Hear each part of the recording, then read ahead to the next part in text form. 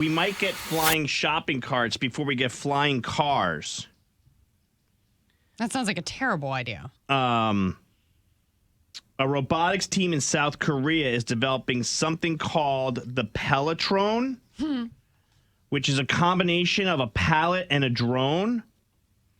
It's supposed to be a new improvement on a shopping cart that can go over any kind of terrain, including up and down stairs. Why would you need it to go up and down stairs? Very rarely do you see stairs in a grocery store. Well, that could change, Lorraine. With the Pelotron, it could change the entire way we shop, and we could take our carts up the stairs. Now, there is a bougie grocery store in our town that has an elevator in it, but I've never seen, like, the majority.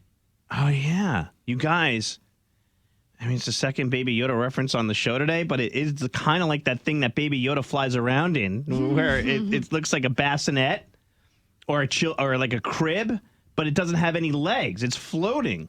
Now, I feel like this is fake news. I don't know where you're getting this from, but I feel like this is fake news. However, Captain Jim has a golf bag that he uses on the golf course.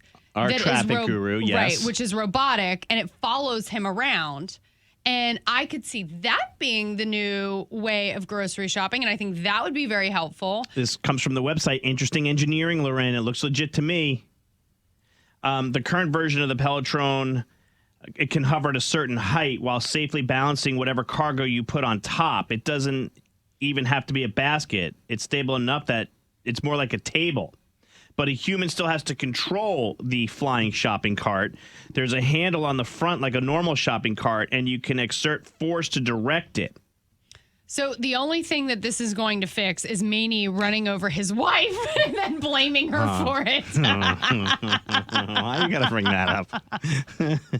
Maney will go to the grocery store with Amanda, hit her heels with the shopping cart, and then blame her for it and be like, well, why'd you get in front of the cart?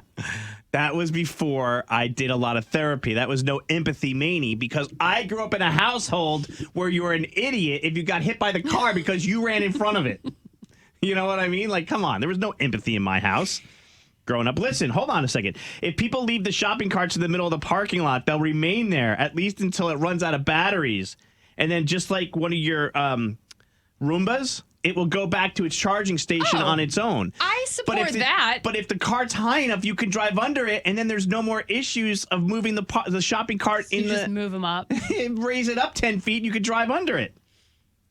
Holy cow.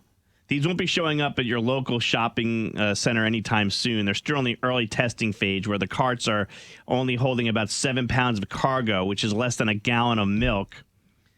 And since there's not many stores or parking lots that require you to go up and down stairs, maybe this will be put off for a little while. But there are flying shopping carts in production. You know what's not in production? Flying cars. I don't see that yet.